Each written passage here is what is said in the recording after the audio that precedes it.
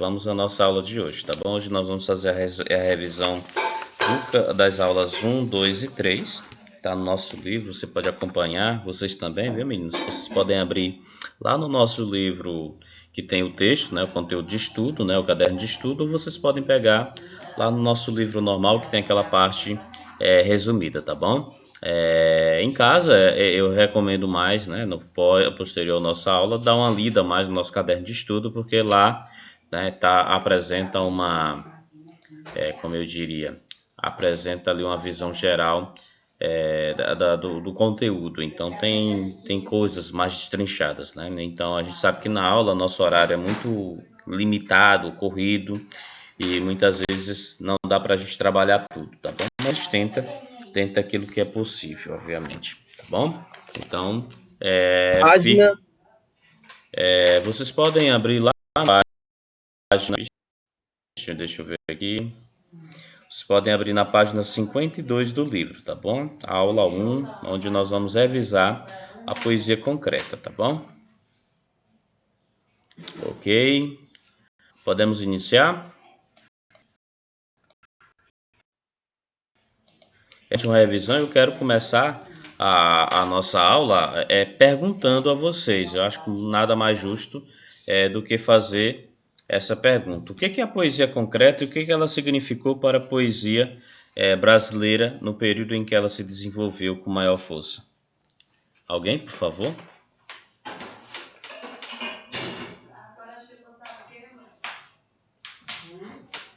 Gente, Maria Luísa, Pedro, Eliésio, alguém, por favor? Ninguém? Não tem uma noção do que significou a poesia concreta?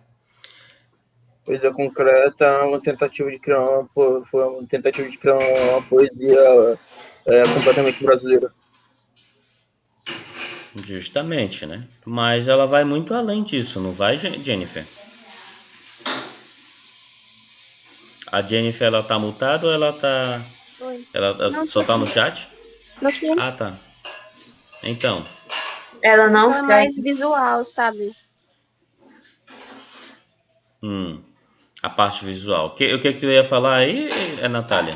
ela não segue o padrão de uma poesia comum, ela é mais, basicamente, ela é mais visual.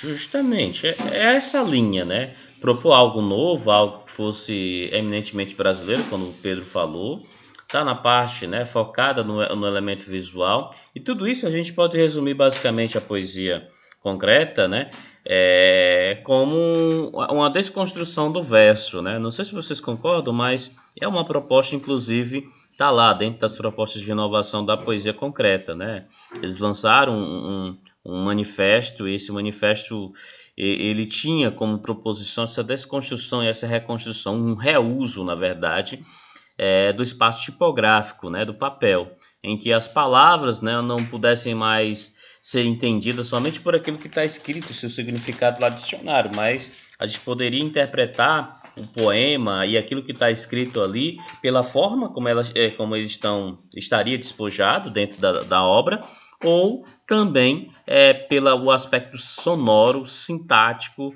e aí viria o elemento semântico também. Então, todo esse conjunto de situações que iria proporcionar um entendimento, que iria proporcionar a compreensão da poesia. Ainda há, né, dentro do vivo, né, entre nós, podemos dizer assim, um desses precursores da poesia concreta no Brasil, que é o Haroldo de Campos, né? Aliás, o Haroldo não, né? O Augusto. É o Augusto, eu sempre confundo, porque os dois são irmãos, né? Essa poesia concreta, né, que é o primeiro movimento de poesia, ou a primeira escola literária, podemos chamar assim, ainda que eles não a considerem, né, mas para fins didáticos a gente pode colocar essa nomenclatura.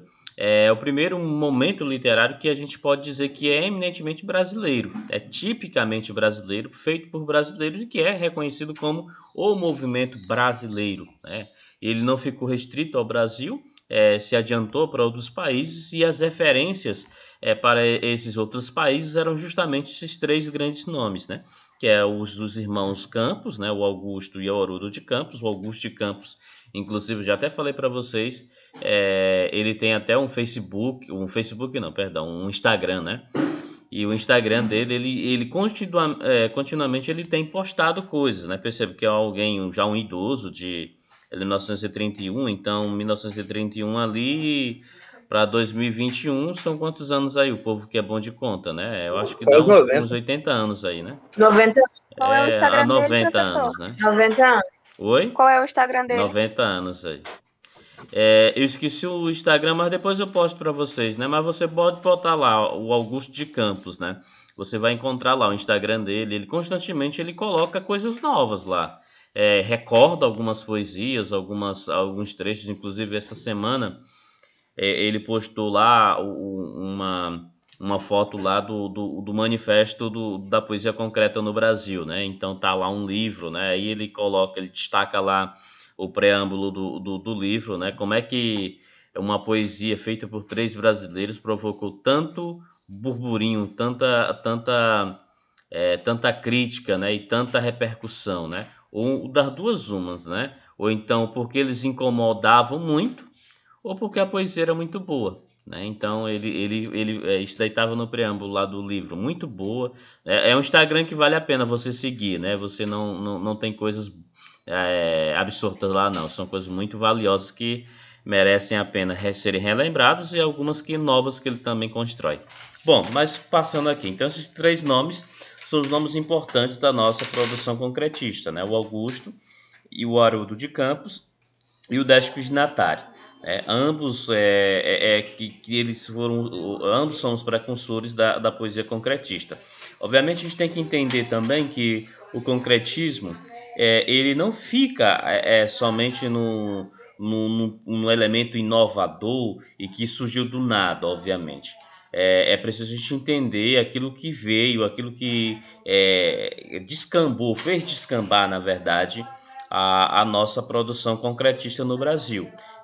Esses elementos precursores são justamente os elementos de vanguarda, seja o cubismo, seja o surrealismo, o expressionismo, o impressionismo também, movimentos que muitas vezes estão atrelados à questão das artes plásticas, né? Mas na literatura são trazidos alguns elementos e algumas referências para a produção. A gente pode encontrar muito da poesia expressionista, do expressionismo ou do impressionismo na poesia do concretista brasileiro, seja pela forma de disposição da obra, né, de como são colocadas no papel, as imagens que são evocadas ali a partir dessa disposição dessas palavras ali na parte tipográfica, até mesmo o próprio conteúdo, né? Então a gente tem que entender que ele não surgiu do nada, né? Vem, obviamente, como influência dessas correntes vanguardistas lá do final do século XIX e início do século XX. Deixa eu ver quem está querendo entrar aqui na nossa aula. É o abençoado.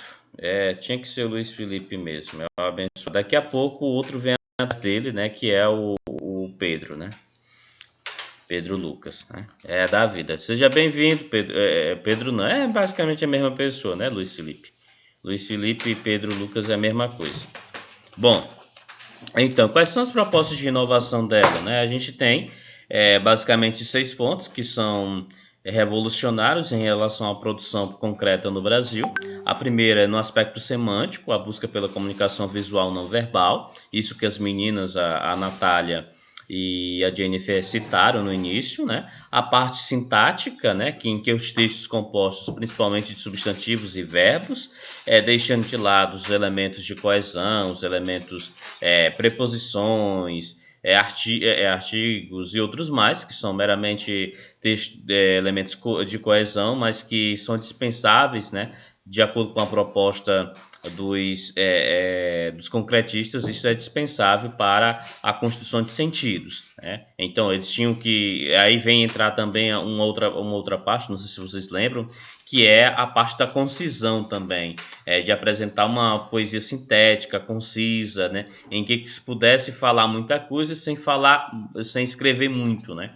Então, a concisão, assim, o poder de síntese do poeta também é trazido e evocado nessa proposta, né? E por isso, né, a partir disso, você pode deixar de lado, seja classes gramaticais, que para a elucidação do sentido, do significado da poesia, ou então do texto ali colocado, elas são dispensáveis, né? Porque aí outros elementos entram para que de fato a gente possa construir o entendimento e a compreensão daquilo que está sendo dito e posto ali no poema.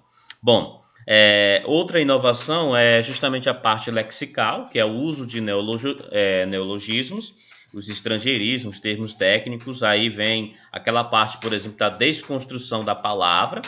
Não sei se vocês lembram, né, que vai entrar justamente na parte morfológica, né?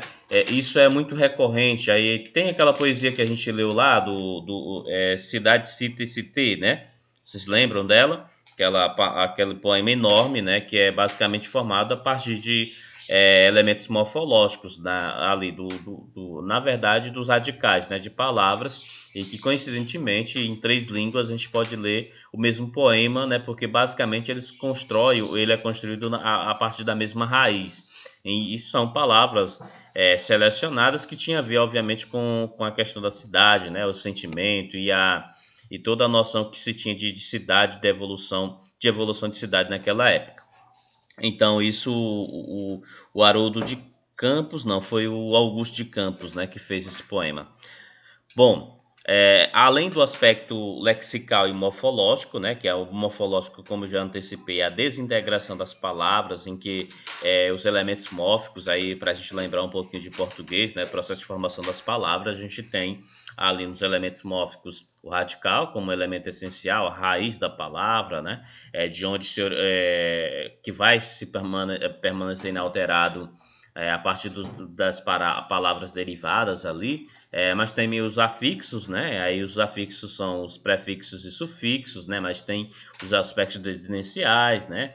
Aí são os infixos, né? Que a desinência as desinências de gênero, de número, tudo isso daí é desconstruído, a palavra é desconstruída e são utilizados esses elementos, mais especificamente os radicais e os prefixos e sufixos, né? Para a construção de sentidos ali. O aspecto fonético, né, também, os jogos sonoros, né, aí vem, por exemplo, figuras sonoras, como é o caso da literação, a assonância, tudo isso daí propõe para a construção de sentido. E o outro é a tipográfica, né, que é talvez a maior evolução, em que se abole, né, podemos colocar assim, o verso tradicional. Qual é o verso tradicional? É o verso retilíneo, né? Como nós conhecemos. Cada linha representa um verso ali. Então, há essa desconstrução completa desse aspecto tradicional do verso, né? Em que o uso do papel em branco, aliás, esse uso ele vai fazer parte da construção de sentido do texto. Então, como as palavras estão escritas, como elas estão dispostas no texto, vão diretamente influenciar na minha interpretação do texto também. Então, aí vem o aspecto visual que foi destacado também aí pelas duas meninas no início, tá bom? Tudo ok aí até aí, gente?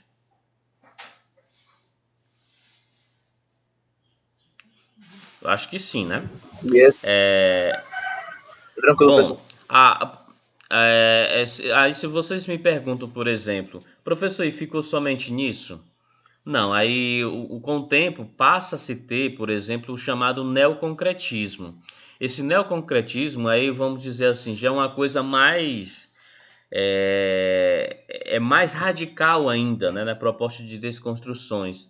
Aí você, de fato, você vai ver coisas como aqueles casos do lixo luxo, por exemplo. Você vai ver lá do cloacra, né, que faz aquela alusão aquela propaganda da Coca-Cola. Então a gente vai ver, por exemplo, no neoconcretismo, a gente vai ver um engajamento social também muito forte, né, com questões sociais, desde a crítica ao capitalismo, até mesmo a crítica social, como por alguns poemas que a gente já viu lá, por exemplo, o Latifúndio. Eu acho que eu coloquei na prova ele, que você vê lá a terra, né? Essa terra e essa a palavra. O texto todo é formado por terra, né? Terra, terra, terra, terra, terra, terra, ela vai desconstruindo e ali que se constrói no meio daquele poema, a gente tem um vácuo, né? Aí fala sobre a questão latifundiária, sobre a questão da luta, né, pela reforma agrária, tudo isso daí está associado. Então isso já é o neoconcretismo, de fato, se construindo. A gente tem alguns nomes, né, desse neoconcretismo também. A gente tem o José Paulo Paes, né, um dos grandes poetas da nova geração. José Paulo Paes ainda tem muitas publicações que são novíssimas, né, e estão muito presentes nos nossos livros didáticos também.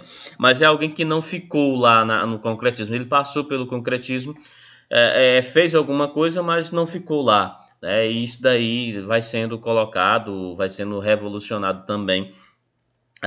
A gente percebe que as escolas literárias elas são muito dinâmicas e até mesmo o próprio Augusto de Campos, né, ele não ficou somente nelas, né, há uma evolução e ele passa por essa questão, ele vira e mexe, ele volta a esses poemas que são tipicamente concretistas, mas também ele fica em outros tipos de poemas, né, que são os mais tradicionais, ainda que a obra dele é repleta, né, em sua maioria, em sua infinita maioria, é composta de poemas concretos. Mas aí vem a dinâmica do assunto, da temática. A última poesia que ele fez, ele fala um pouquinho sobre esse contexto econômico e político que o país passa, né? Então é um poema bem interessante, que tem um fundo vermelho, né? Ele até fez uma organização eu acho que há um ano atrás, ele fez uma exposição virtual de algumas dessas poesias lá, que ele foi feito agora, né, recentemente. Bom, mas deixa eu avançar, porque senão a coisa não anda, né? Então a gente pode basicamente situar a poesia concreta nisso. Se vocês forem lá no caderno de estudo de vocês, que tem um texto mais completo, vocês vão ver minúcias, né? Vocês vão ver vão ver que os próprios poetas, o Augusto, o Décio e o Haroldo, ele tem particularidades ali na sua produção literária. Então tem partes importantes que você pode situá-los ali, tá bom? Mas não é nada ali, é minuciar, destrinchar o que a gente está falando aqui, tá bom? O Luiz Felipe, quem entrou aqui mesmo? O Inácio. Inácio, bom dia, Inácio. Como é que tá aí em sua grande aldeia? O Inácio no mínimo tá dormindo. Entrou aí sonâmbulo. Bom, já na aula 2, gente, vocês têm alguma proposição, alguma questão que queiram ainda falar sobre essa aula 1 aqui?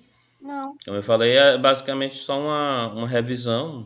Isso daqui a gente destrinchou um pouquinho mais, né? A gente ficou um pouco bastante tempo, né, falando sobre ela, né? Então vou para a aula 2 aqui.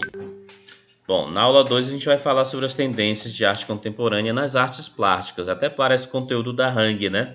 Mas a gente tem que entender essa evolução, né, das artes plásticas, porque quer queira, quer não, ele influencia diretamente em outras artes. As artes, elas chegaram um momento em que é impossível a gente pensar em evolução em uma arte e ela não se colocar na outra também. Isso desde o início da história, basicamente é isso. Basta você pensar, por exemplo, lá no Renascimento Cultural, as ideias, né, que influenciaram diretamente os grandes pintores, os grandes arquitetos, os grandes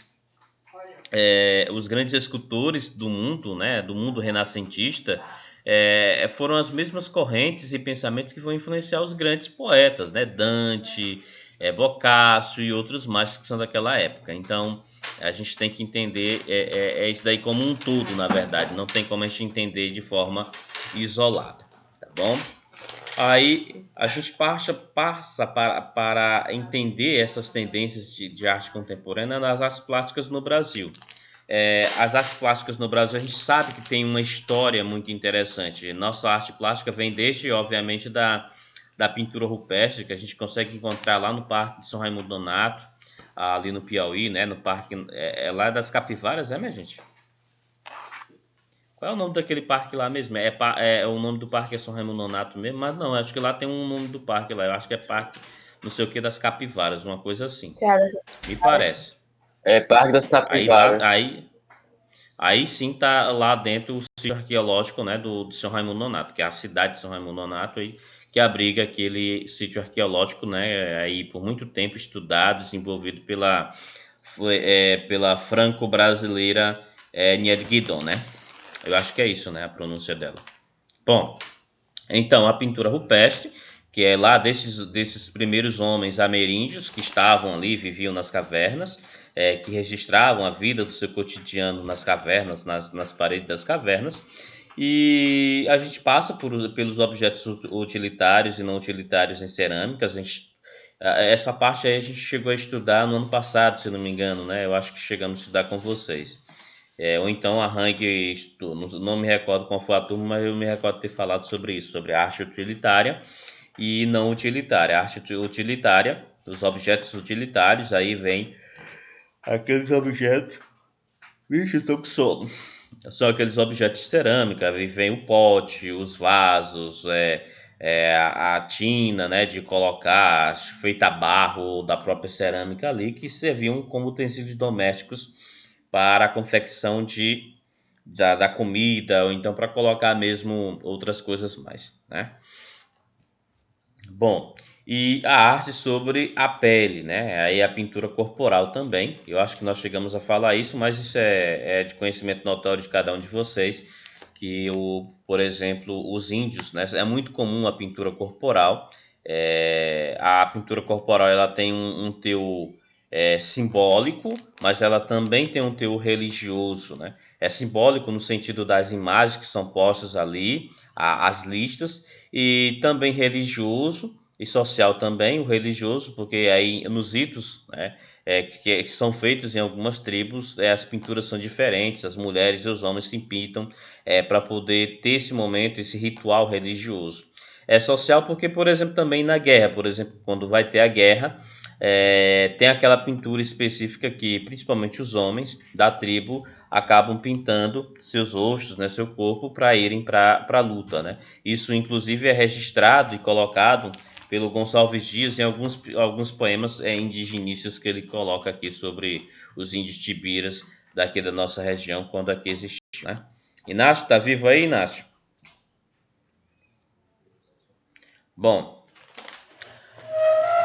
do descobrimento ao tempo do rei. Aqui a gente vai ter aquele momento do Brasil pré-colonial e do Brasil colonial. As imagens de estrangeiros sobre a natureza brasileira e sobre os indígenas. Lá no livro de estudo, no caderno de estudo de vocês vão ver muito, né? Por exemplo, aquelas missões artísticas francesa e holandesa. A gente vai ter já no início, né? A gente vai ter aquela carta do Pero Vaz de Caminha, né? Que fala sobre o que eles acabaram de encontrar sobre essa terra, sobre o povo que aqui viviam, sobre a sua natureza, sobre os animais que aqui existiam naquela época, que eram extremamente incomuns para a Europa, aquele colorido, toda aquela diversidade que o Brasil ainda possui, mas que naquela época era sem comparação, né? Infelizmente conseguiram destruir toda a mata, toda não, né? Mas a infinita a parte da Mata Atlântica está derrubada, né? Então tem alguns pequenos celeiros e ilhas de mata em algumas regiões do país. A região da Mata Atlântica ela pegava toda a parte do litoral brasileiro, basicamente, de ponta até lá na região amazônica, até onde tem, né, esse limite aí dos tipos de vegetação. E isso daí foi destruído, infelizmente. Bom, então, as imagens que esses estrangeiros tinham, né, do Brasil era uma visão, uma perspectiva estrangeira em relação ao próprio Brasil. Então aí você tem desde um conjunto de valores, de crenças que não eram brasileiros de fato. Então surge, por exemplo, aquela ideia ou aquela naturalização de dizer que o índio brasileiro, nosso silvícola, ele comia carne, todo índio comia carne de gente. Isso daí era um mito, né? Que na verdade isso daí não se concretizava. Em algumas algumas tribos existia essa prática, e era uma prática meramente religiosa, podemos dizer assim, ainda que alguns acreditem que não, né? Mas a prática ali colocada de comer a carne humana, por exemplo, dos índios que viviam nessa região de Caxias aqui, eles tinham essa prática, mas era como um rito religioso. Não comia a carne do outro, né, por comer, mas comiam como forma de ritual, né, porque eles acreditavam que ao comer aquela carne, eles iriam adquirir as virtudes e a força daquela outra pessoa, e não era qualquer pessoa que teria sua carne feita nesse tipo de ritual, né? Tinha que ser um guerreiro valioso, prestimoso e que pudesse ser ali cultuado. E aquilo ali era até uma espécie de honrar aquele próprio guerreiro. Então, a visão que nós tínhamos naquela época, principalmente no Brasil pré-colonial, que é aquele início do Brasil ali, da chegada dos portugueses ao Brasil, até o princípio mesmo da colonização, que vai ser lá no final do século XVI, praticamente no final do século XVI, quando se vai se dar de fato as incursões na tentativa de colonizar, de conquistar, de tomar posse da terra, né, para que de fato não fosse invadida e os portugueses não perdessem essa terra. Então, essa visão ali, de fato, é uma visão europeia e que nada correspondia muitas vezes ao real, ao natural brasileiro. Então aí o índio é visto sob uma perspectiva e sob um valor estrangeiro, aí por muitas vezes é refletido na literatura. A gente viu isso lá no romantismo, o que isso acaba gerando, né? Gera uma visão do índio que não é o índio, né? Não tem o valor do índio como nós o conhecemos. Aí tem as correntes filosóficas que interpõem em relação a isso. O Jean-Jacques Rousseau é um dos grandes responsáveis por ter essa visão também, né? Mas é uma teoria europeia em que concebe o índio naquela teoria do bom selvagem, um homem prestimoso, valoroso, taralá, que não é corrompido pela sociedade porque não entrou em contato com essa sociedade como nós a conhecemos. É aquela teoria do bom selvagem em si. Então, as imagens dos estrangeiros sobre a natureza brasileira e sobre os indígenas é um exemplo disso, né, que via de fato num processo de idealização e não de fato como ele era.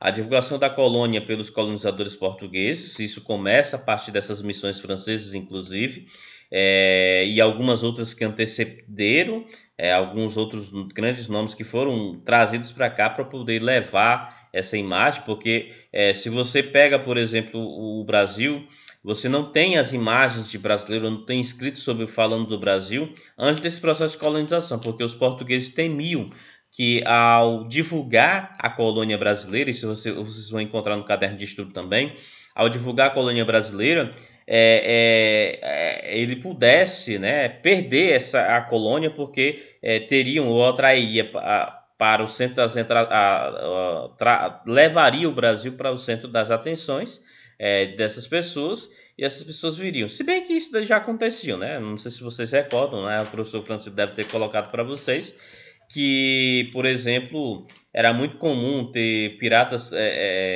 ingleses, né, e franceses e holandeses aqui, que pegavam aqui no nosso território pau-brasil e levavam para vender.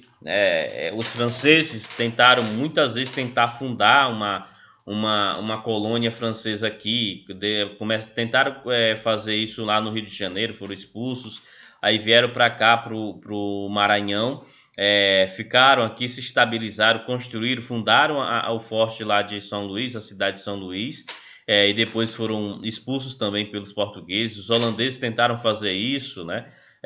Na região produtora de cana-de-açúcar, né? Porque aí, naquele período em que o Brasil e Portugal estavam sob domínio espanhol, então as relações espanholas com os holandeses eram uma relação tensa e que os espanhóis tentaram cortar essas relações, o holandês ele era o grande comprador do nosso açúcar produzido aqui no Brasil. Então todas essas questões ali, obviamente a não divulgação do Brasil para os demais era na tentativa de intimidar ou então de diminuir o ímpeto em relação à conquista das terras brasileiras. Mas isso daí a gente sabe que não teve lá grandes resultados, não. a arte sacra, isso já em outro momento da nossa história, principalmente naquele momento que talvez tenha sido o tempo mais áureo em relação às riquezas no Brasil, lá especificamente no território de Minas Gerais, onde estavam as minas de ouro, de diamante, e que levaram riquezas muito grandes, né, para aquela região. Faz surgir ali uma arte sacra valiosa. Tanto é que boa parte do nosso acervo tanto do arquitetônico quanto em relação às obras plásticas, né, são daquele período e daquela região. As grandes igrejas barrocas construídas ali. Nós temos dois grandes nomes, né, que o Antônio Francisco Lisboa, que é o mestre Aleijadinho, e tem o mestre Ataíde, né, que era também um grande escultor. Então são dois grandes nomes da obra barroco, o Aleijadinho sendo de fato como aquele de maior destaque. Aí a gente avança para o tempo das artes lá no romantismo e no realismo. Aí nós vamos passar ou tentar construir uma identidade nacional. Deixa eu perguntar, Luiz Felipe, como é que se tentou construir essa identidade nacional nas artes lá a partir do romantismo e do realismo? Luiz Felipe tá aí ainda? Tá vivo? Meu Deus. Aí isso parece uma Fala, condição professor. espírita. Sim, como é que eles tentaram construir uma identidade nacional a partir do romantismo? Você quer saber demais. Hã? Você quer saber demais. Nada, isso daí é coisa que eu já falei. Você fez uma prova disso. Mas eu não lembro, pô. Tô ficando burro nessa quarentena. Não, é porque tu tá jogando muito Free Fire. Nem jogo mais Free Fire. Aí, senhor. Jogando FIFA, aí tu e o LS fica só no Free Fire aí fica O negócio difícil, agora é da é League vida. of Legends. Baixei pra não jogar depois. League of Legends, rapaz, tu vai caçar meio de estudar, rapaz. E daí dá dinheiro, mas não, pelo jeito não vai dar agora pra ti, não. Não é nada, vai demorar Sim, muito. tá certo. Então, esse processo começa, né, com a missão francesa. Na verdade, se fez um concurso, eu acho que eu devo ter falado para vocês aqui. O Brasil fez um concurso, né, acho que foi Dom Pedro I, ele fez esse concurso em que ele pudesse construir, né, na tentativa de construir aquilo que fosse a marca da identidade nacional. E fizeram um concurso lá, trazendo essa proposta de construir uma identidade brasileira. E veio lá um francês e colocou aquela questão, olhando para o Brasil, olhando para a natureza, para o povo brasileiro. Ele disse que o Brasil ele poderia ser sintetizado como a mistura das três raças, né? O branco, o negro e o indígena, né? O branco, né? Como aquele homem descobridor, tarará, o europeu. O negro, né? Trazido cativo da África. E o indígena, que é o silvícola, né? Aquele que primeiro habitou as nossas terras. Então, ele diz que o Brasil poderia ser sintetizado como essa ideia do sincretismo, né? Ou então da miscigenação. O nosso povo seria fruto dessa miscigenação dessas três raças. Obviamente que essa é uma visão europeizada, né? Europeizada, quando eu falo, é criada, idealizada, que não reflete diretamente a realidade. A gente sabe que essa miscigenação ela não ocorria, né? De fato, essa miscigenação só ocorria entre as classes mais pobres. A gente sabe também que essa relação ela é impositiva, principalmente quando a gente fala da relação do branco com o negro, que o negro de fato ele não perde. Oh meu Deus do céu, agora eu vi. Criatura, desliga esse microfone aí, por favor. Sim. Então a gente sabe que essa relação. Isso. Então, a gente sabe que essa relação aí ela não era amistosa, né? Mas criou essa. Tem alguns sociólogos que dizem que isso é um mito, né? É o mito da miscigenação brasileira. Ele fala o mito e explica por que isso ocorre no mito. No nosso livro também fala um pouquinho desse contexto aí que eu estou falando. Bom, então a missão francesa com Jean-Baptiste Depré foi o grande responsável, né, de criar, né, de registrar essa questão do nosso povo, da nossa terra, as imagens desse povo aqui. Então foi o grande responsável, começa com isso, né? Não somente da missão francesa, mas da missão holandesa também. E começa, obviamente, a partir também da chegada da família real portuguesa ao Brasil. Bom, a criação da Academia Imperial de Belas Artes está diretamente ligada a essa construção de uma identidade de uma arte nacional. E aí essa identidade nacional, ela começa a partir da imitação de modelos e valores basicamente europeus, né? A construção do ideal nacionalista, né? Ali a partir do Vitor Meirelles, do Pedro Américo. Eu não sei se vocês lembram, o Vitor Meirelles ele traz muito da pintura do interior, do nosso povo ali, interiorano, e do Pedro Américo traz aquelas grandes pinturas narrativas, inclusive o grande, como é que diz lá, mural, o mural, a grande pintura da independência, que é aquele quadro, né, que Dom Pedro tá lá com aquele cavalo branco, puxando a sua espada, dando grito lá de independência ou morte, tá lá seus dragões da independência, o povo mais atrás assim, taralá, taralá, tudo uma idealização, que aquela cena não ocorreu assim.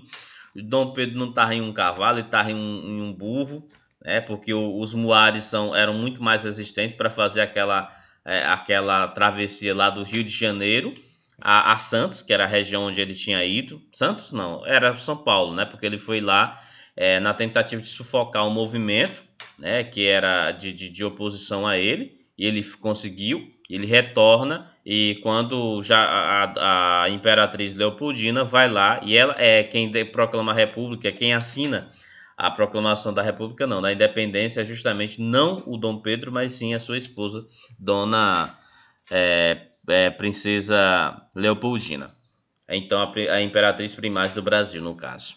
Bom, então, a construção do ideal nacionalista feito lá pelo Vitor Meirelles e o Pedro Américo. O Pedro Américo é o grande retratista, né? Podemos dizer assim, desses grandes eventos. O Vitor Meirelles, ambos começaram seus estudos na Escola de Belas Artes, criada lá no início por Dom João VI.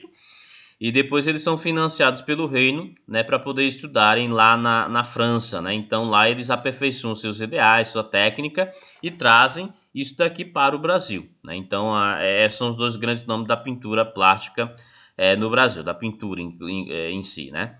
A transição do romantismo para o realismo, o Almeida Júnior consegue fazer isso, o Almeida Júnior ainda mantendo traços tipicamente românticos, mas trazendo aspectos que até então não eram vistos, como por exemplo trazer homens, né, do povo, né, das classes mais pobres, ali trazendo a luz da pintura. Isso daí é uma mudança de postura, basta a gente lembrar que a classe que é retratada, a classe que é privilegiada na pintura romântica é justamente a classe burguesa, né, até porque eles eram os grandes financiadores desse processo.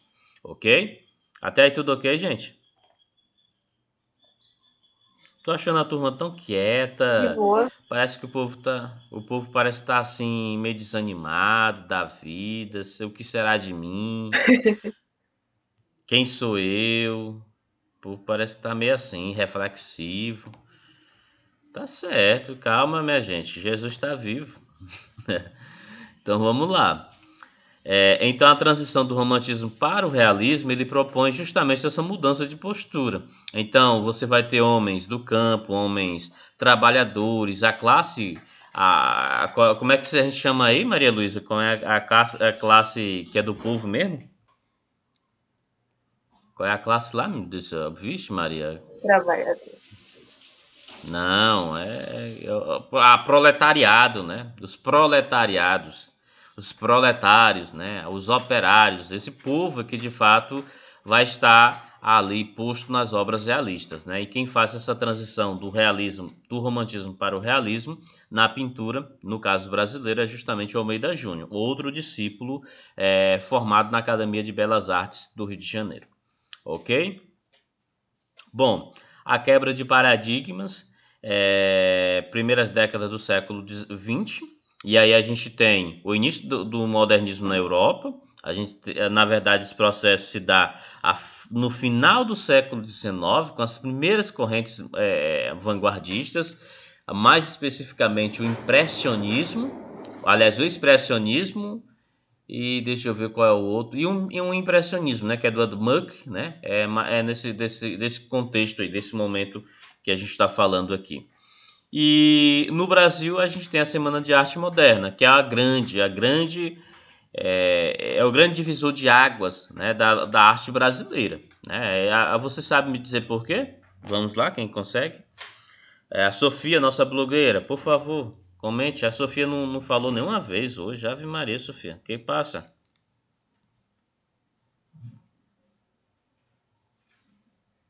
Sofia parece que tá dormindo. Deve estar postando no Instagram.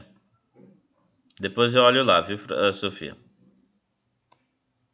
Ok, eu entendi, Sofia. Entendi seu pensamento. Muito bem. É porque ela tá sem Bom, áudio, professor, ela tá falando no chat. eu sei, tô tirando onda. Bom, no Brasil, né, a Semana de Arte Moderna, ela foi esse grande divisor. Mas me diz bem aí, Pedro Rafael, por que ele foi esse grande divisor, a Semana de Arte Moderna?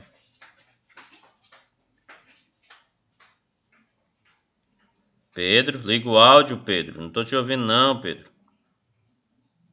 Caiu o Pedro aí?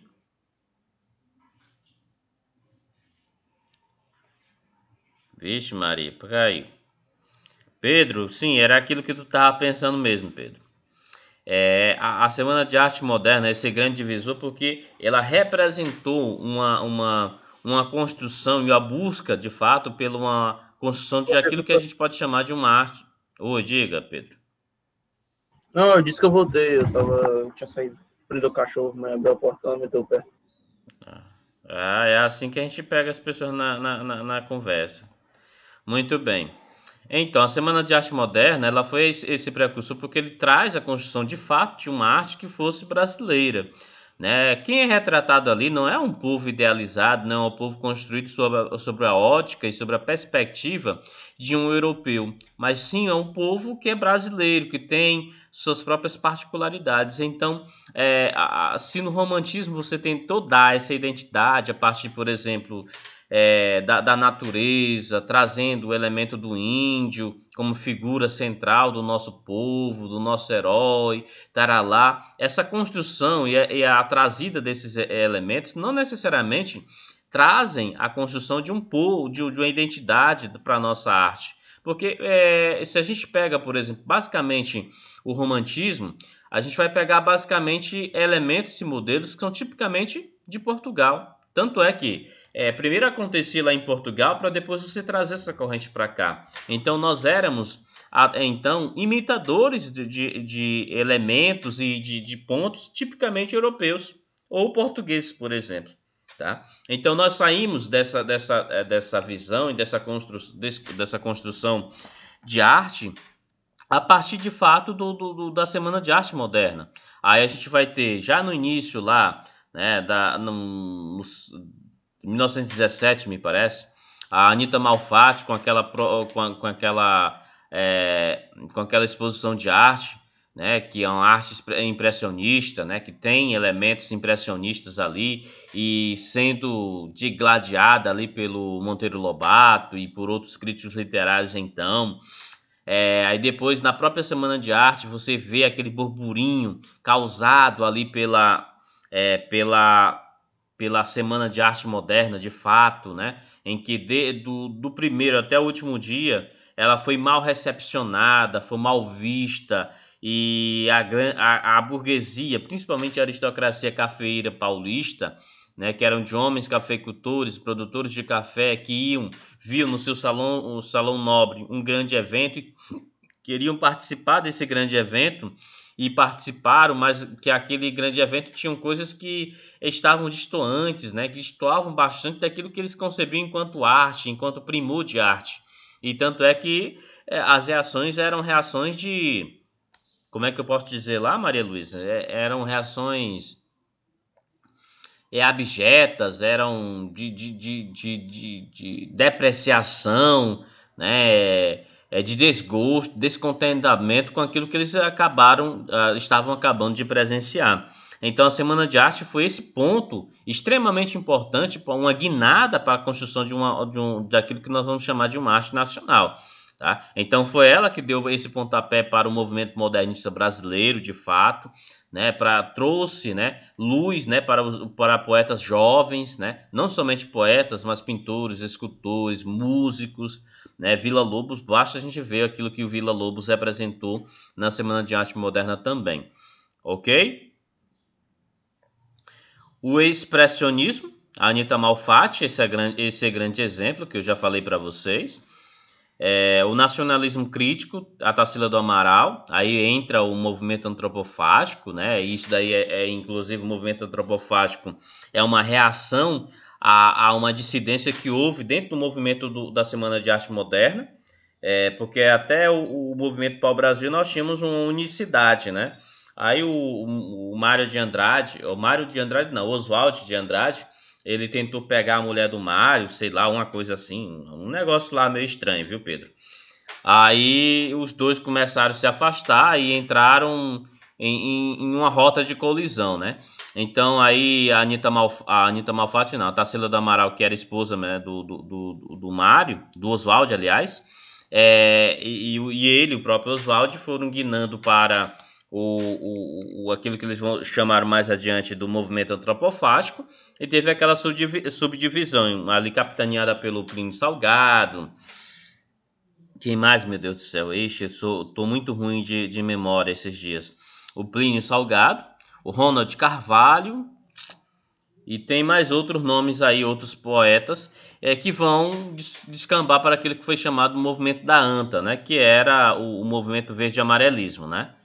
Lembram disso, né? Aí a gente vai ter lá a primeira geração, né? O primeiro manifesto, que é o Manifesto Pau-Brasil, é o manifesto que tem mais a ver com o pensamento, com as ideias tipicamente, vamos dizer assim, socialistas, né? Ou seja, atrelados à corrente de pensamento mais à esquerda, enquanto que nós vamos ter no movimento da escola da ANTA, né, no verde amarelismo, a gente vai ter uma corrente de pensamento, idealismo, mais a ver com os regimes, qual é o nome mesmo ali? Mais a ver com os regimes de ultradireita, podemos dizer assim. Totalitarismo? Inclusive, é isso, o totalitarismo, né? Pegando muito bem essa corrente de pensamento ali. Então, Plínio Salgado, né? Eles propunham, por exemplo, vamos desconstruir tudo, né? Todo brasileiro tem o direito de ser ter e exercer sua brasilidade conforme ele bem quer. Não precisamos de modelos, né? E chamavam ao movimento pau-brasil como uma poesia afrancesada, uma brasilidade afrancesada, ou uma coisa que foi importada e só foi modificada, né, digamos assim, pelo Oswald de Andrade, mas que continuava sendo algo tipicamente europeu, na visão desse movimento lá. O movimento pau-brasil, ele propunha, né, buscar as referências brasileiras, como por exemplo o povo, a língua, e as nossas próprias tradições. Tanto é que a gente consegue encontrar isso nas poesias que são daquele momento, né? E já o movimento antropofágico, que ele passa a ser um movimento de reação ao verde-amarelismo, a gente vai perceber que é uma resposta, porque ele diz, olha, nós podemos muito bem, nós não devemos rechaçar aquilo que é produzido fora. A gente não pode copiar. Aquilo que é fora, que está lá fora, a gente faz como nossos índios fizeram, que é pegar, deglutir, comer aquilo dali e ressignificar em algo novo. Então era essa a proposta do movimento antropofágico, né? Não é à toa que o nome é antropofágico. Antro, homem, né? Fágico, comer, né? Comer o homem, né? Então é uma referência ao elemento, à tradição de alguns indígenas brasileiros que tinham nessa tradição de comer a carne humana para poder absorver o quê? Absorver aquilo que eles tinham de maior valor, né? Oi? Continua. Certo, entendi. Então, esse nacionalismo crítico da Tarsila do Amaral, a gente vai encontrar isso via o movimento antropofágico. Bom, a arte brasileira em meados do século XX, aí a gente vai evoluindo. Depois desse movimento da Semana de Arte, aí nós vamos ter esse povo da Semana de Arte Moderna, ele foi chamado a primeira geração, né? Que é a geração mais radical, que buscava, como eu diria, buscava inovações, não somente da parte estética, mas poética, na pesquisa poética muito grande. Então aí tinha a parte estrutural, tinha a parte temática também muito forte, tá? E aí a gente vai evoluindo para a segunda geração, que é uma geração, digamos assim, que já tinha já uma estabilidade do ponto de vista da temática.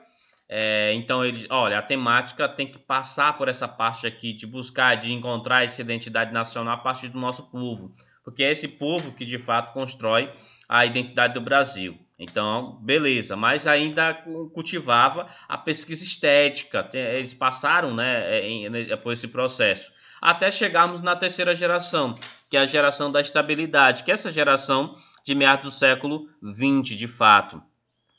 Aí a gente vai ter o concretismo, a partir daí a gente vai ter o concretismo. Vixe, Maria, quem que tá entrando no final da aula aqui mesmo? Deixa eu só olhar aqui, porque eu não quero aceitar. O Tarlisson. Ô, Tarlisson. Eu aceito ou não aceito? O que vocês acham? 8h20. A pessoa entrar na aula 8h20. Vixe, Qual é? Qual é o motivo? saudade do Eu vou senhor. aceitar aqui. E Tarlisson? Tarlisson, Oi. quais são as suas justificativas para você entrar 8h20 na minha aula, senhor? Agora que eu vim Tá. tomar café. Isso daí não é justificativa não, senhor. Eu acordei 6 horas. Ah, é sério. Olha, Thales. Não, eu acredito. Meu Pior que eu Deus, acredito que tu... tá com o mouse em cima do negócio de remover ele. Rapaz, caboclo entra 8h20 na aula. Ó, Thales, tu te cuida, que tua nota não foi lá essas grandes coisas não, viu? Tá bom.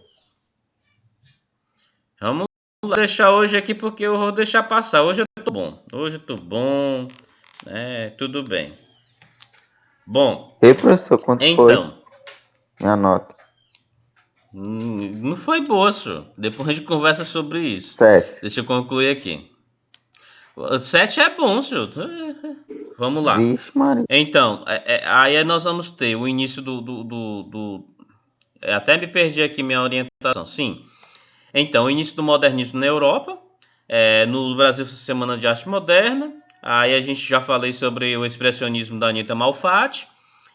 O nacionalismo crítico da Tarsila do Amaral. E agora, a arte politicamente engajada, né, do Cândido Portinari. E aí a gente está falando somente na arte plástica. Eu que gosto de puxar para literatura. Basta a gente pensar, por exemplo, no Cândido Portinari, basta a gente pensar naquela sequência de quadros que ele fez fazendo alusão à seca, qual é o nome, meu Deus do céu? Os retirantes nordestinos, né?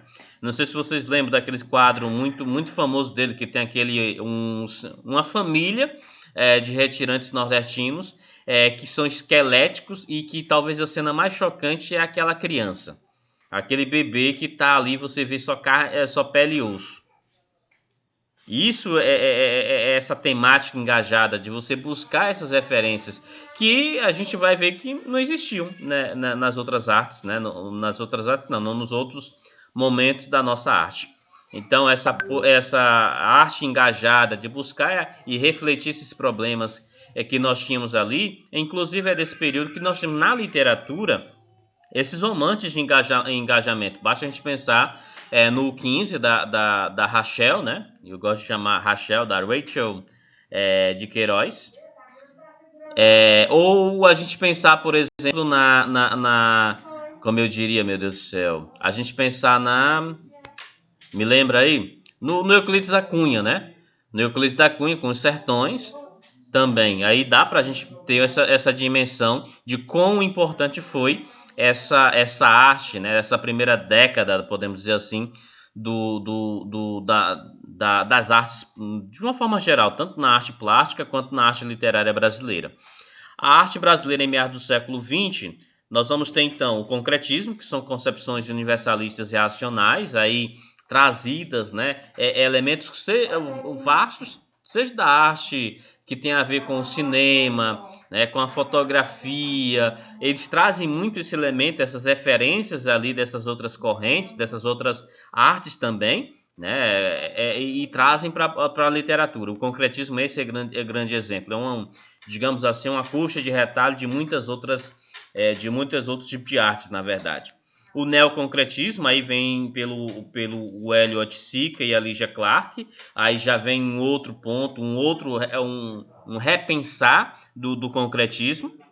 Eu saio daquele elemento do abstracionismo, de colocar como referência somente as formas geométricas, taralá, tudo aquela cor bonitinha. E, gente, eu tenho que horas aí mesmo, porque já tá já quase encerrando, a 8h23, né? 8h40 que termina, né? Exatamente. Beleza, porque eu falo demais, você sabe muito É bem disso, né? 8h50, né, não? Não sei. Professor, termina 8h50. Não se preocupe, não, 8h50. tem tempo. É 8h50? Beleza, é mais tempo ainda. Bom, então, o neoconcretismo do Elliot Sica é uma coisa mais radical do que aquilo que propunha o neoconcretismo. No Otsica, ele brinca, né, com a obra. O cara ele pode se encontrar dentro da obra, ele adentra, ele participa, ele interage com a obra. Então o neoconcretismo ele já propõe isso, né? O poeta maranhense, o Ferreira Goulart, ele fala um pouquinho desse momento, porque ele participou, né, dessas conversas do neoconcretismo. Inclusive tem algumas obras do Ferreira Goulart que podem ser consideradas como concretistas e que ele participa também dessa evolução do neoconcretismo, ainda que não seja uma tendência que ele tenha ficado lá. Ele fez uma outra coisa, não é um poeta reconhecido como concretista, né? Inclusive ele disse, se minha obra se eu pudesse, não, ele disse que a obra dele é chamada poesia engajada, né? É a poesia social. Então essa é a classificação que ele dava para a produção poética dele, né? Bom, além disso nós temos as instalações arte participativa.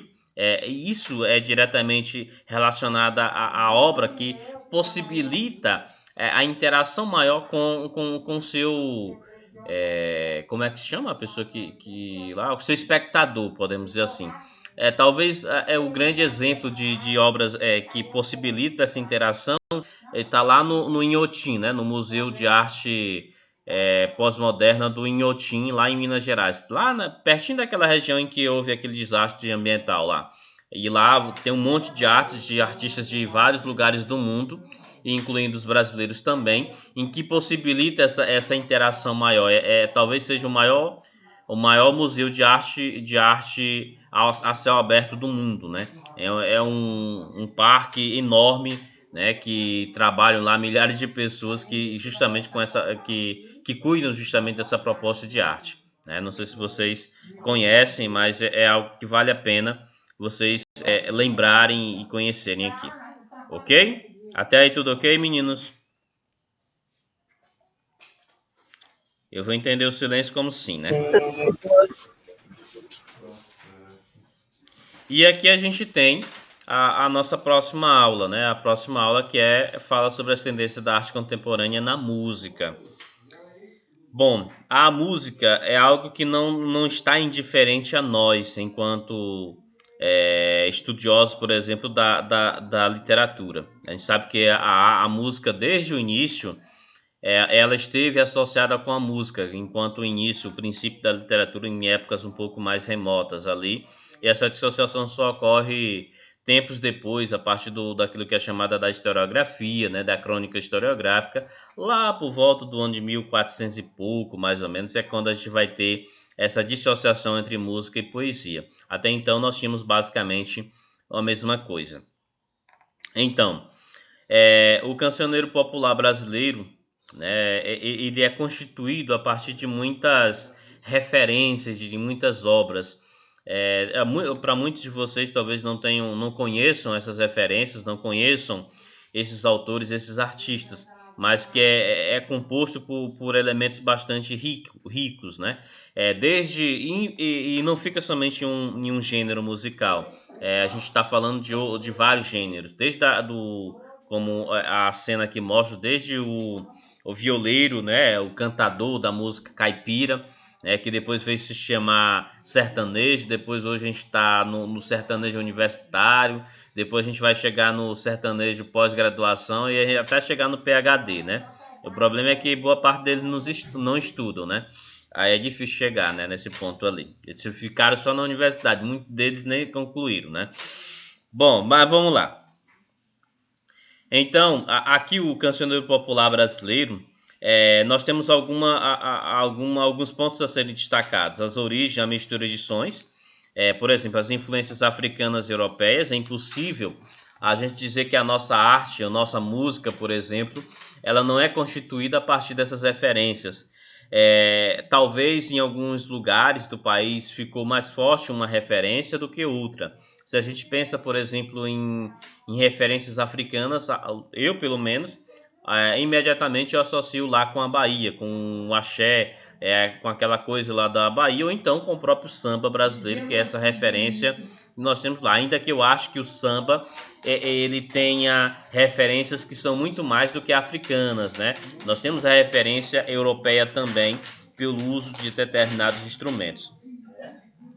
Os ritmos, a modinha, o lundu, o machixe, o choro e o samba são referências claras a isso, né? Que eu acabei de falar. A modinha que eu falei, que é a moda caipira, o lundu, que é a dança, inclusive, o machixe, que é a referência europeia, o choro, que eu gosto muito, né? O choro, ele é muito parecido, né? Para quem não conhece o choro, gente, basta você pensar em Pixinguinha, né? Aquela música, no meu coração, não sei porquê, bate feliz quando te ver. Isso daí é choro, né? Só que, obviamente, musicada e letrada, né? Então, o choro, ele parece muito com aquele fado, né? Não sei se vocês sabem o que é o fado português. O choro ele tem aquela coisa mais melancólica, chorosa, de fato, né? Essa coisa mais triste, austera, e o fado é mais sofrido, né? Eu gosto muito do fado, o fado português eu gosto muito, né? Porque é uma música de altíssima qualidade e que fala sobre coisas que a literatura ela me evoca, né? Quando eu falo, por exemplo, quando eu leio o Fernando Pessoa, o Fernando Pessoa ele tem em algum ponto ele tem a semelhança das poesias dele tem muita coisa das referências da música portuguesa, principalmente do fado português. E o samba que é a identidade nacional, que é aquilo que nós transportamos e que nós exportamos para o mundo. O samba é essa referência, né? Quando você pensa no samba, você pensa no Brasil, você tem talvez duas associações que são muito fortes, né? A primeira, sem dúvida, é o futebol, e a segunda, sem sombra de dúvidas, é o próprio samba. É o samba como aquela coisa original, referência, seja as escolas de samba que trazem aquela coisa frenética, ou seja os nossos grandes sambistas aí, Noel Rosa. Quem mais, minha gente? Me ajudem aí. Noel Rosa, Cartola, Grande Cartola, e tantos outros nomes do samba brasileiro, mais especificamente no Rio de Janeiro. A música urbana, a cidade como terra e como público. Essa música urbana, ela passa a ter um protagonismo. Vejam bem, se a gente tem lá na modinha, que é a modinha caipira, a moda caipira, como a grande inspiração é justamente o nosso, como eu diria, o nosso povo do interior, o nosso povo rural. Aí vem o sertanejo, né, como uma referência a esse ponto, né, como uma evolução, que eu acho que na verdade não foi uma evolução, eu penso mais como se fosse uma negação aos grandes valores que a modinha tinha. Mas deixa pra lá, isso é questão de gosto, né? Bom, então a música urbana, né, a cidade como tema e como público. A gente vai encontrar isso, por exemplo, em algumas músicas do Adoniran Barbosa, né? Não posso ficar nem mais um minuto com você. Esse daí que é o Trem das 11. E a gente tem tantas outras referências também da música urbana. Aí a parte paulista talvez seja mais rica, né, do que necessariamente a, a carioca, né? E algumas outras referências. Eu falo isso porque eu trago como referência essas duas grandes cidades, esses dois grandes pontos ali, porque talvez seja aquilo que ficou mais evidente na construção da nossa identidade nacional. Mas a gente tem também a música regional, aí o frevo, né, aí presente no, no nosso Pernambuco, né? Aí Recife, Olinda, né? O Carnaval, inclusive se dá por isso, e o maracatu, né? O maracatu é reconhecido como um patrimônio cultural da cultura pernambucana, mas o maracatu nós conseguimos encontrar até mesmo no próprio Maranhão, com diferenças, obviamente, né? E o baião que depois vai ser transformado no forró que nós conhecemos, que aí já vamos ter o forró elétrico já no início da década de 90 e depois o forró sendo transformado nisso que nós temos hoje. Não falo mal, tem muita coisa de hoje que eu gosto, mas tem muita coisa que eu não gosto também. Se me perguntar se eu prefiro ouvir o forró lá de 90 ou o forró de agora, eu prefiro de lá de 90, né? Ele mexe no YouTube, a gente fica assistindo, ouvindo, na verdade, aquelas bandas antigas que vocês não conhecem, que não existem mais, algumas outras que existem, mas que vocês talvez não tenham essa referência aí tão forte, né? Então, aí o Baião é reconhecidamente como um grande nome. Nós temos qual é o nome dele, minha gente? Nosso queridíssimo Luiz Gonzaga, né? Luiz Gonzaga, rei do Baião, aí entra outros nomes importantes que tem essas referências aqui. No Maranhão, nós temos referências muito fortes em relação a isso também, seja lá no próprio samba, aí a gente tem João do Vale, por exemplo. João do Vale, muita gente, muito maranhense não conhece, mas que é bem ali de Drizidela do Vale, de Pedreiras, na verdade, né?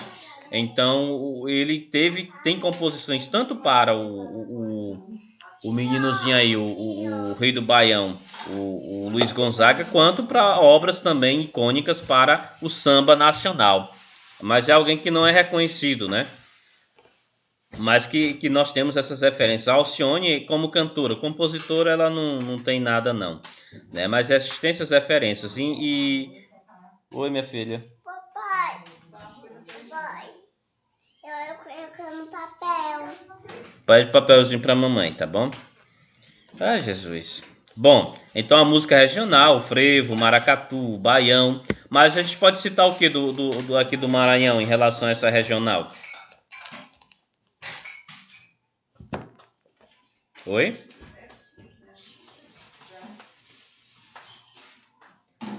Vocês acham que o Bumba Boi ele é só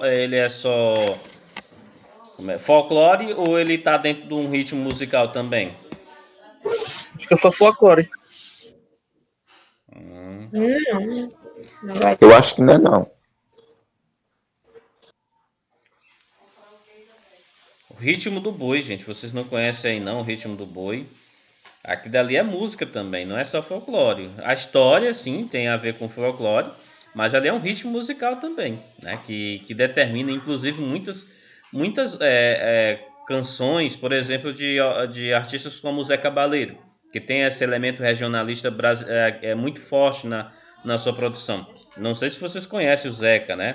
Mas o Zeca é um dos grandes nomes e grandes artistas brasileiros que são daqui do Maranhão, bem ali de São José do Ribamar.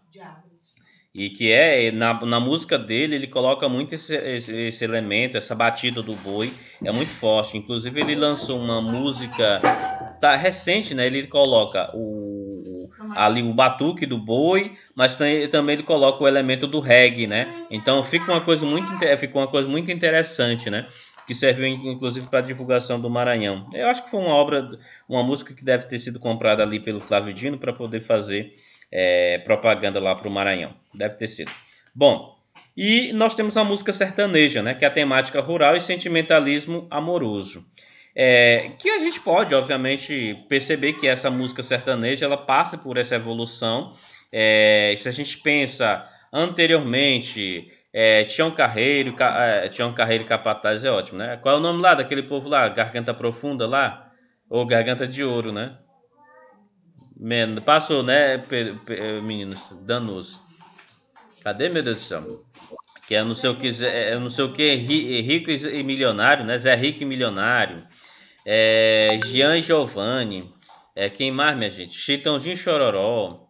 O Zezé de Camargo e Luciano já é mais de agora. Leandro e Leonardo também já é de mais de agora. Deixa eu ver o que mais ali. Tem umas meninas que cantavam antes. Qual é o nome, meu Deus do céu? Rio Negro e Solimões. Hã? Não entendi não, Natália.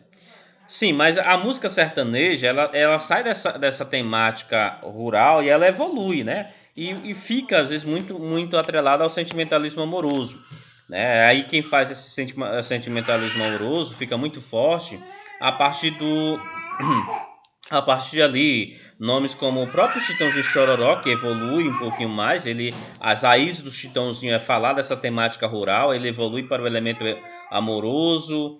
Aí depois vem o Leandro e Leonardo, o Zezé de Camargo e Luciano, aí sim, né? Aí já a partir da década de 90, tendo esse novo roupante. E hoje nós vivenciamos algo muito, muito maior, em que, por exemplo, o eu lírico fica muito forte, o eu lírico feminino, né? Essa temática, essa postura, esse protagonismo da mulher em relação ao sentimento amoroso, isso muito forte hoje, e que a Jamie, a Maria Luísa fica assistindo aí, a Marília Mendonça.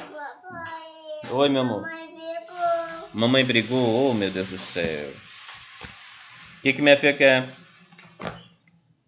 Taca. Bora, vai lá, vai, cuida. Cuida lá, que o papai tá dando uma aula.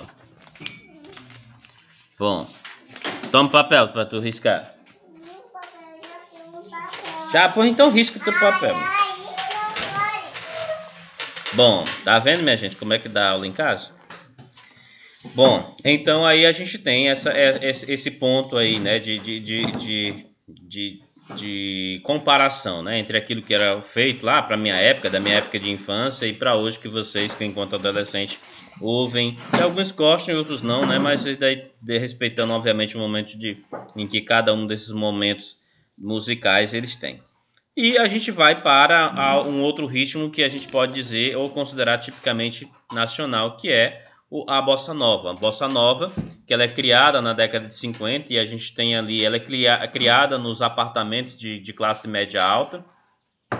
Nós temos alguns grandes nomes, João Gilberto, que faleceu recentemente, é um dos criadores, o Vinícius de Moraes, poeta brasileiro, participou dessa criação, e o Tom Jobim, né?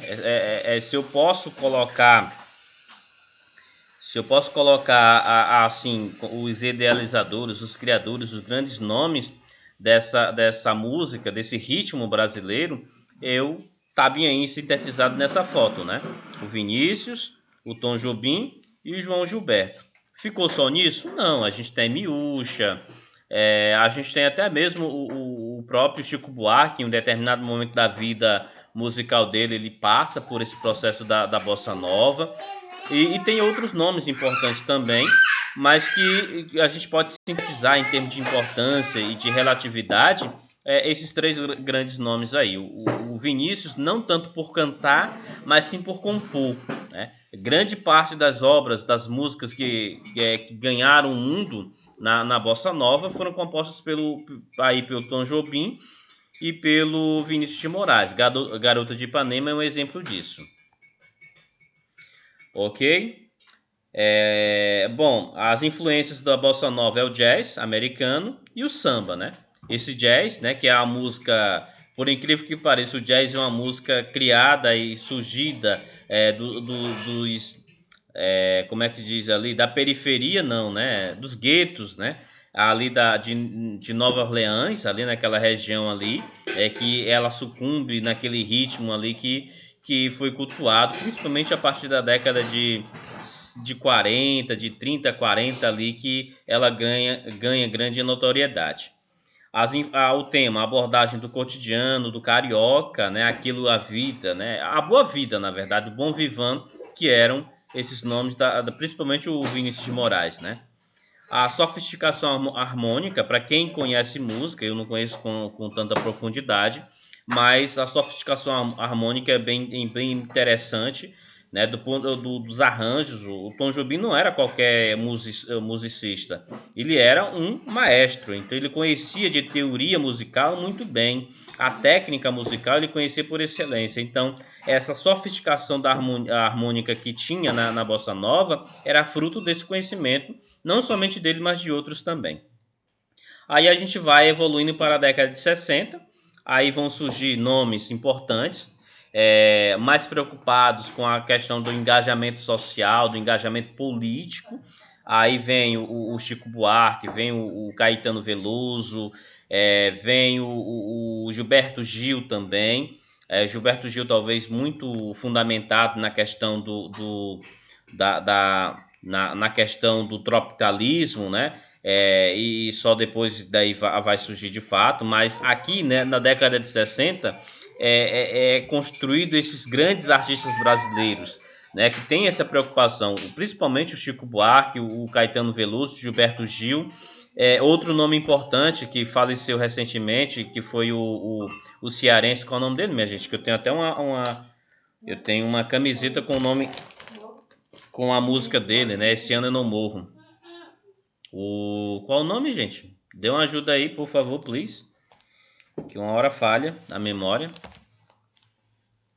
Do rapazinho lá do latino-americano, gente. Se eu não sei quem dirá eu. Vem, professor. Hã? Eu não sei, não. Latino-americano que tem a música lá. Eu sou apenas um rapaz latino-americano, sem dinheiro no bolso. Belchior, gente. Eita, mas vocês são ruins de música, né? Pela madrugada acesa. Você só fica só assistindo, vendo aí MC Gui, não sei o que, Leozinho, não sei o que, Ronta.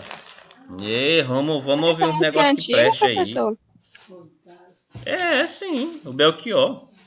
Então o Belchior também, ele participa desse momento um pouquinho depois desse momento de 60 aí, mas ele é um dos grandes compositores. Tanto é que a música do Belchior, tem muita música lá que faz essa referência à ditadura, o período da ditadura militar, tudo isso dali que é acrescentado. Então, obviamente, os nomes que ficaram, o Chico Buarque é cultuado, né, maravilhado aí pelas grandes elites sociais aí, principalmente aquela elite que tem engajamento social muito forte, né? Então tem o Chico Buarque como um ícone ali, apesar de não achar lá grande coisa o Chico Buarque, né? Eu reconheço ele como um grande escritor.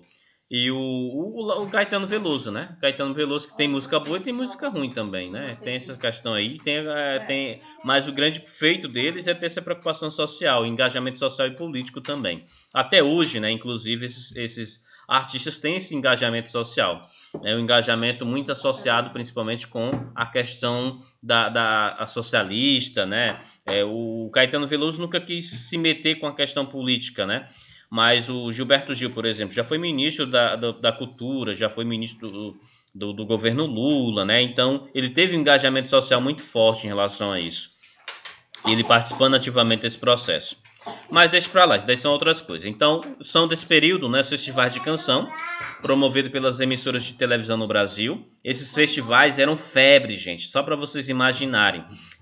Levavam lá milhares e milhares de pessoas para frente daquela rádio, da Rádio Globo, da CBN, Rádio Nacional, da Rádio Tupi, né?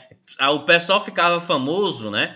Por conta desses festivais. Esses festivais, assim, Jair Rodrigues é desse período, né? Faleceu há uns 4 anos atrás, né? Então são pessoas que ganharam grande notoriedade por conta desses festivais, né?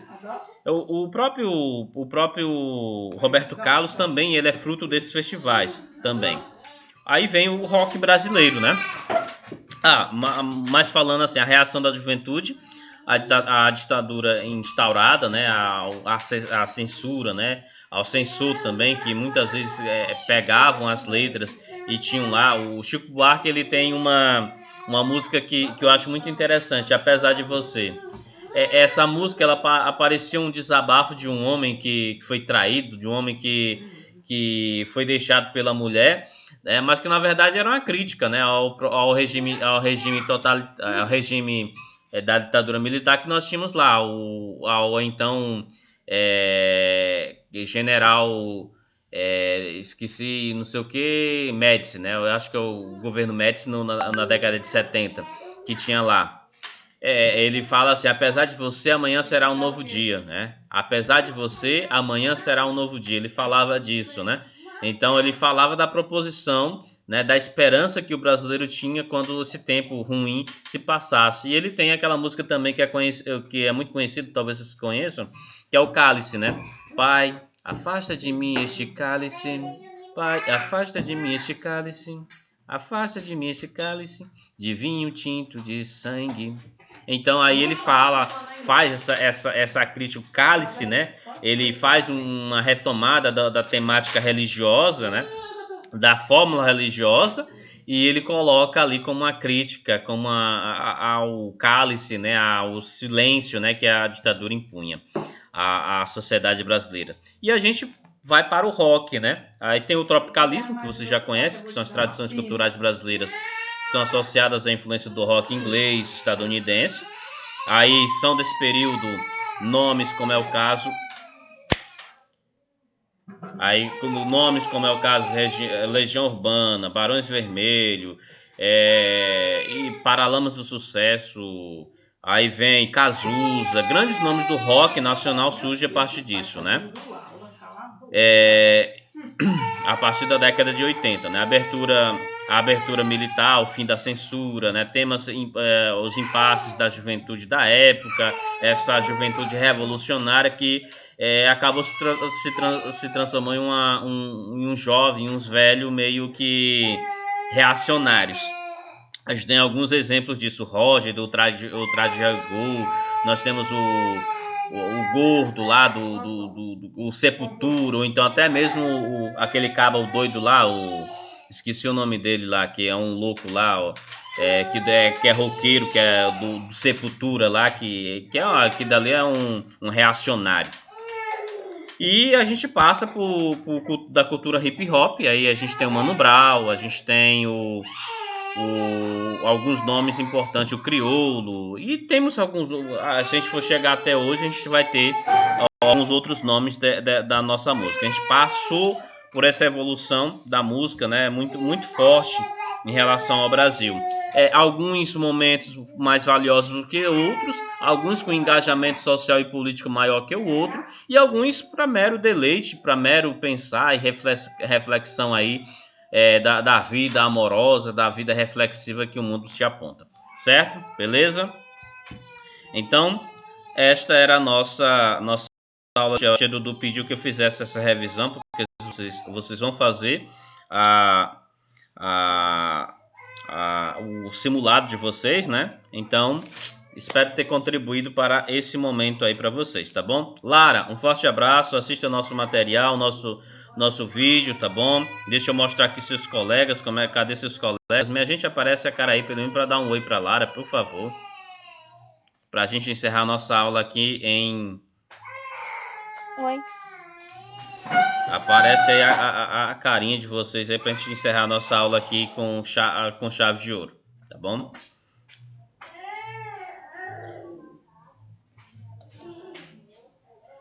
Ok?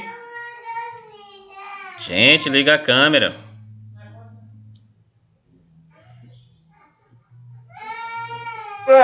Tchau. Tchau, Meu professor. Deus do céu. Tchau. Gente. Tchau, Lara. Eu liguei, Tchau, mas não tá Lara. indo. Tá vendo aí? Ninguém ligou, meu Deus do céu. Esse Rapaz, deixa eu mandar, pessoal. não? É só ligar, né? Né, eu já Eu fiz. vou Quem dar uma entrou ligada, depois mas já não- levou falta. Gente, tchau, tchau. Um abraço, cheiro no oi pra vocês. Tchau. Deixa eu parar aqui.